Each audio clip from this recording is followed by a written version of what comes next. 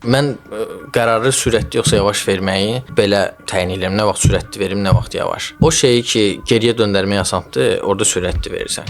O şeyi ki, sonra geriyə döndərmək çətin olacaq, daha çox effort sərf olunacaq. Orada dayanıb, fikirləşib müzakirə etmək lazımdır. Və satışda da o cəld olmaq, offer verib tez pulu almaq önəmlidir. Ona görə satışda hər şey sürətli baş verir. Amma söhbət product development-dən gedirsə, nəsə şirkətdə hansısa bir şey, qlobal problem həll edirsə, orada oturub söhbət edirəm. Məsələn, mən indi paylaşdığım videoların 90%-i mənim şirkətdə daxili iclaslarımdandır. Daxili iclasda münasibətdən də danışmışam, dindən də danışmışam, həyatdan da danışmışam, öz həyatımda danışmışam, hər şeydən danışmışam. Yəni orada biz otururuq 2 saat iclas eləyirik. O boyda əhvalatı danışıram, insanlara çatdırmaq istədiyim bir dənə tutaq ki, fikir var deyə onu danışıram. Ona yəni vaxtı sərf eləməyi biz yana sərf olmuş vaxt kimi görmürük. Amma product development-də nəyisə test eləmək lazımdır sürətli. Orada qamçını götürürəm, ya Allah, şok, getməliyik, sürətli olmalıyıq.